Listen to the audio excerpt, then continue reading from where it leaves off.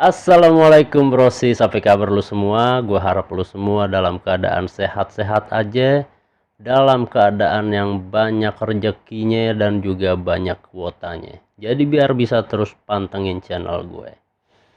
Oke, di konten kali ini kita akan ngebahas suatu alat musik tuh yang sangat populer di dunia. Wow.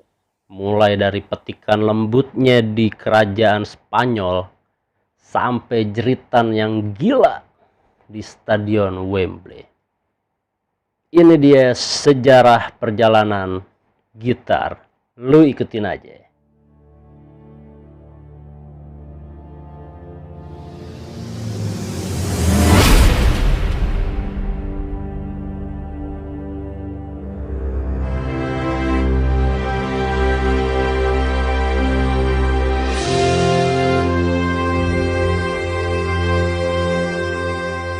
Nah, gini brosis.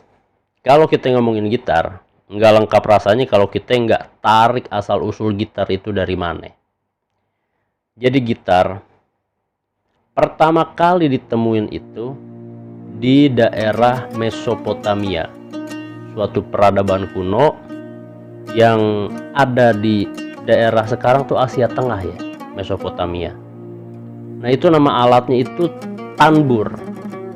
Tanbur itu tuh udah ada dari tahun 3000 sampai 1500 sebelum Masehi. Lu bayangin tuh, gila tua banget itu. Nah, pertama kali kalau gitar itu tuh dia nggak pakai string kawat kayak sekarang. Dia pertama kali itu pakai usus. Pakai usus yang udah dikeringin. Bener, lu nggak salah dengar, itu pakai usus. Tapi ususnya usus hewan ya. Bukan usus manusia nih. Wih, ngeri juga loh. Nah, setelah itu di sekitar abad ke-6 dan abad ke-7, nah itu mulai ada yang namanya oud. Oud itu udah tua juga tuh, itu dari Persia. Itu juga evolusi dari si tanbur ini sendiri. Nah, itu evolusinya dari tanbur lalu ke oud. Nah, dari oud inilah ini yang menjadi cikal bakal evolusinya ke gitar modern saat ini. Karena apa? Di saat peradaban Islam maju, oud ini tuh dibawa sama peradaban Islam ke Spanyol. Karena saat itu kan Spanyol di wilayah Andalusia dan Cordoba itu kan wilayah kekuasaan Islam saat itu. Alat musik itu dibawa. Nah, di sini dah tuh benih gitar modern tuh mulai tumbuh. Setelah bentuknya udah mulai berubah nih dari si oud ke bentuk-bentuk model hourglass, keluarlah akhirnya tuh yang namanya vihela. Nah, dari vihela ini dia nih, ini jembatan antara oud sama gitar modern. Jadi dia di tengah-tengah. Lalu berevolusi lagi setelah masuk ke abad ke-19. Nah, gitar nih ketemu nih sama sosok penting yang ngubah bentuk gitar sampai akhirnya kayak sekarang nih. Namanya adalah Antonio de Torres Jurado. Mungkin kalau pecinta gitar-gitar klasik itu udah pasti tahu yang namanya Torres itu siapa kan. Bahkan harga gitarnya aja tuh yang dibikin di tahun 1800-an kan gila harganya. Kolektor pun nyari gitarnya Torres.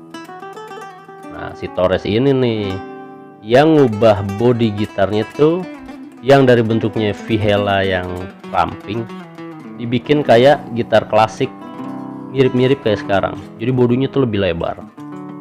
Nah, dirancang juga sama dia nih dalemannya, atau yang kita sebutnya bracing. Karena mungkin dia mikir manusia aja punya tulang ya nggak, biar kuat, masa ya gitar enggak. Dan disitu terkenal lah fan bracing Spanyol tradisional.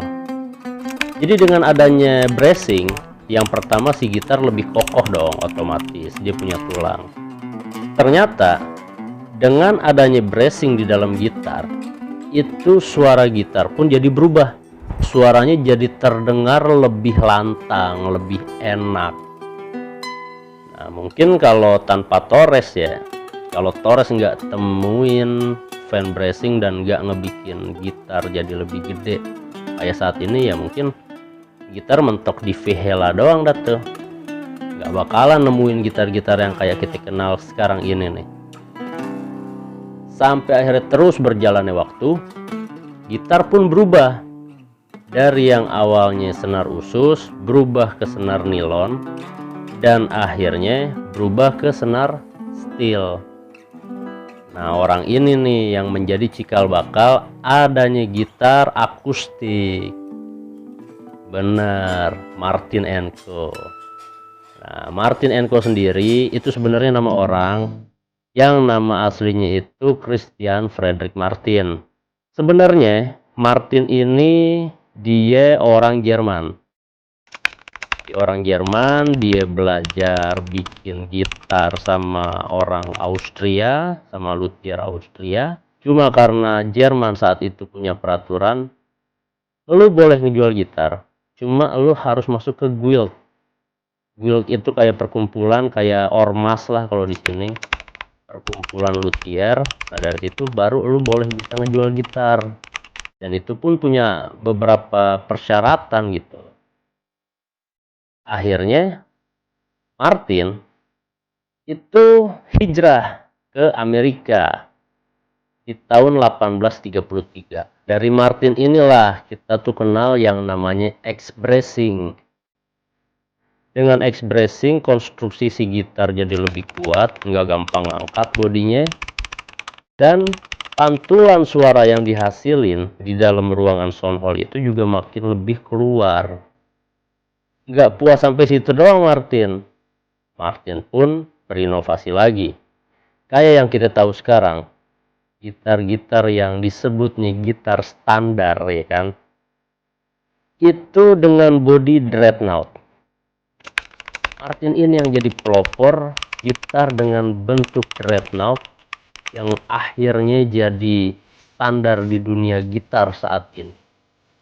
Keren gak tuh orang-orang yang kayak begitu tuh? Mereka yang punya inovasi, mereka yang kreatif, itu pasti akan menciptakan sesuatu yang baru.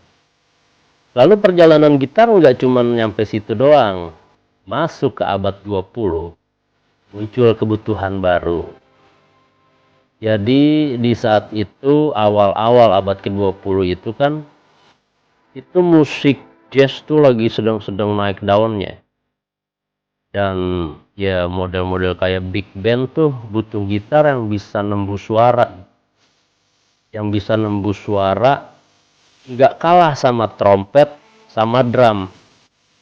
Nah, akhirnya Gibson, suatu perusahaan gitar di Amerika ini, ngebikin yang namanya archtop. Jadi bentuk gitarnya itu lebih cembung kayak biola, sama punya hole di sampingnya yang bentuknya kayak bentuk F. Itu Gibson yang pertama kali berinovasi dengan bentuk archtop, atau kita sebutnya semi hollow lah ya, atau gitar hollow. Nah, pertama kali itu gitar hollow karena belum ada solid body saat itu. Akhirnya gitar dengan body melengkung dan lubang suara nih, sound hole yang berbentuk F. Gitar itu jadi senjata utamanya musisi jazz saat itu kayak Charlie Christian. Nah, di situ juga gitar itu jadi alat dia tuh buat main solo. Lalu gitar juga terus berjalan, perubahan itu pun terus berjalan sampai akhirnya masuk ke revolusi gitar listrik di tahun 1931.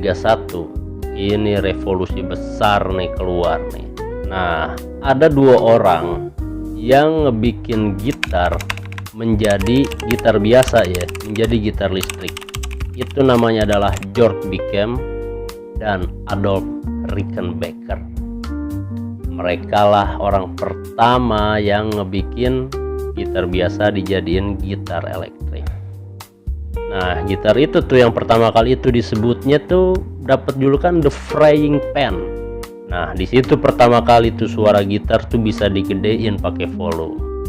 Itu yang jadi inovasi besar sampai akhirnya banyak gitar-gitar elektrik kayak sekarang. Nggak cuma sampai situ, di tahun 1936 Gibson ngerilis ES-150. Nah, di situ gitar listrik pertama dengan hollow body yang dimainin sama si Charlie Christian lagi nih. Ini dia bintangnya Gibson nih saat itu. Kalau kita bilang apa sekarang ya? Endorse ya. Brand ambassador. Nah, di saat yang sama seorang gitaris sekaligus juga luthier namanya Les Paul. Dia tuh bereksperimen ngebikin gitar yang tadinya pakai kayu yang tipis, yang paling ya semi hollow atau hollow body, berapa sih tebalnya, berapa mili. Nah, orang ini yang bereksperimen menggunakan kayu solid, dan itu dia sebut DeLog. Nah, ini cikal bakal gitar solid body modern tuh. Nah, nggak sampai situ.